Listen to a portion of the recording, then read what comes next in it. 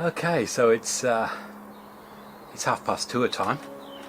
I've got one more left to do, and that's the juniper, which I hate, and I hate it more because it's prickly. But I don't hate it, but this might actually take a little bit more thought, because it's got this, he's done this usual where he likes to wind and wrap branches around them, and I don't know if he likes it, but Tony, I don't like it. But it's what I do with it. Do I remove it? I've got an idea. Do I gin it? Don't know. This could be set up as a cascade, or more wire it up and around, more wire back on it, and do a more traditional form with it. I'll think and come back to you. I couldn't work out what to do with it, so now it's your problem, mate. Okay, so the first thing was to get it out of the soil. It's quite a straight bend here. Straight bend. That's quite, in fact, that's almost a right angle. That's horrible. Which means we need to do that. Which makes it into still a right angle there. So I'm not sure about that. So if I pot it on that sort of angle, yeah, I'm not sure on the pot with this. I might put it back into a plant pot actually. Plant pot. I want a lot of soil around it, but I don't want to take off too much roots. Okay, bit of overkill on the pot, but I want something that gives me two options, because looking at this, take away that spiky yard. In fact, let's get rid of that little branch there. Probably won't need it, he says.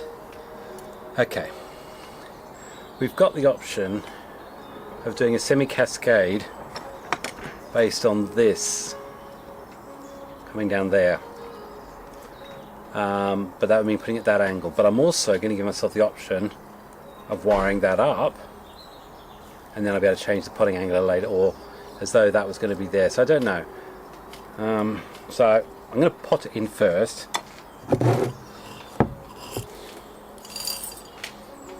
Okay, let's just get this nicely dug in. I haven't actually made the decision yet. I'm potting away, and we'll see what comes of this one. I think this counts as my indecision. Would be a juniper. Okay, so you can get a feel of it there. It's I need to get this wired up. I think that's the first thing. Let's get this wired up. See, that's the face of indecision. Don't mess about with this one, Zav. Get in there and get to work. I don't think I know what I'm going to do with that. It's just getting in the way. I think that was a really good decision, actually. That's exactly what I would have done. Well, we decided what to do with that anyway. Right, so that's gone. This is 4mm wire, by the way. Okay, you don't need to see me apply this. Which way am I going with it? So I'm probably going to go around, okay. And yes, I could probably put raffia on this, but part of me, I'll tell you what is in my mind. Sometimes what you can do is, if you leave the wire on there, you deliberately cause that that ring barking or the wire scar, and you can either leave the wire in there, or then you carefully remove it a couple of years later, and then that's a way of creating some live vein, or dead live vein, you know what I mean. That's just prickled me, so we're losing that. If it prickles me, it goes. It's nice bending's put in there, but it's funny, right? This is the thing you want to watch out for, and it happens accidentally a lot of the time. But what's happened is here, right angle bend. There, it's almost a right angle. There, right angle. And as best we can, we try to avoid the right angles. The right angles are the wrong angles. Okay.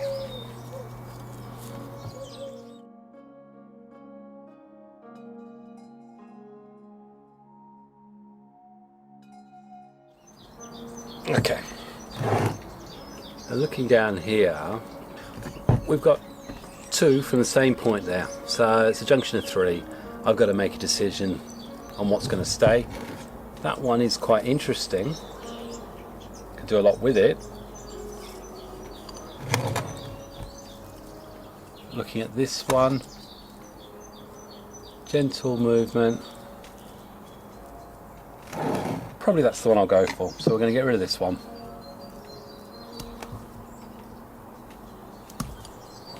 Okay. I wonder if I can. There you go, I can just bend out that. Okay, so.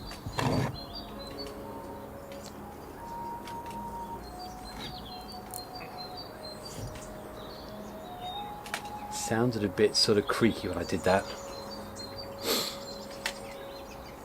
So there you go, so that's now going to go more that way. And we'll just don't want to take off too much. Okay, and they could get wired close together in a minute. Right. I think I possibly would have gone a bit further and added a bit of extra movement.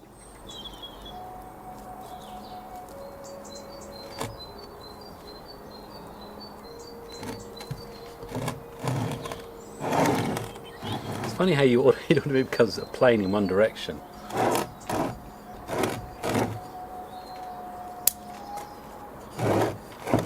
There's the shape. I think it's going to be in there. So I'm just literally going to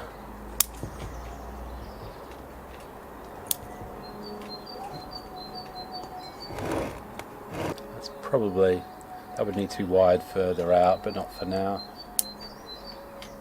We've got this one up, we've got two from the same spot, so I need to decide. That's almost on the inside of the bend, so it's not going to be that one.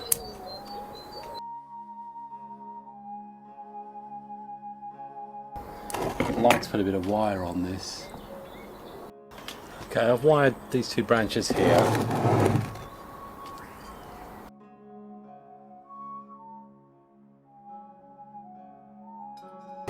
Got that coming down there. Hard to see with all of this foliage, but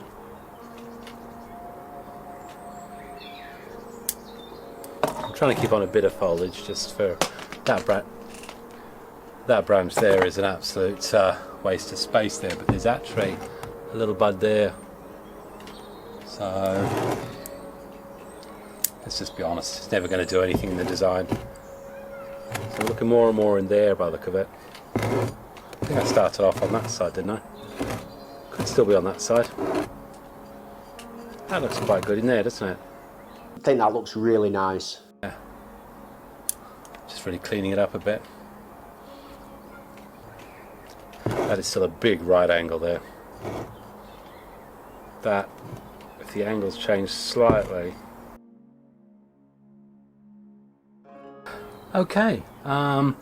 This is the third tree, the juniper finished. I know there's a couple of issues I've got with it, but let's give it a spin. The front can possibly be there, but the issue is obviously this bend here, so the next potting angle, well, you can't change the 90. I can bend that up a bit if I wanted to, but I heard some creaky noises which mean that I don't want to. Basic structure, I mean, this is really what you'd call almost your standard juniper informal upright. It's not quite as two-dimensional as it was. I mean, there's a good staggered effect to it. There's an argument the front could actually be in there, somewhere in there. You've got stuff coming towards you. Obviously, I'm going to wait and see how these respond before I do a bit more wiring. Nice bit of wiring, buddy. Front's something like that.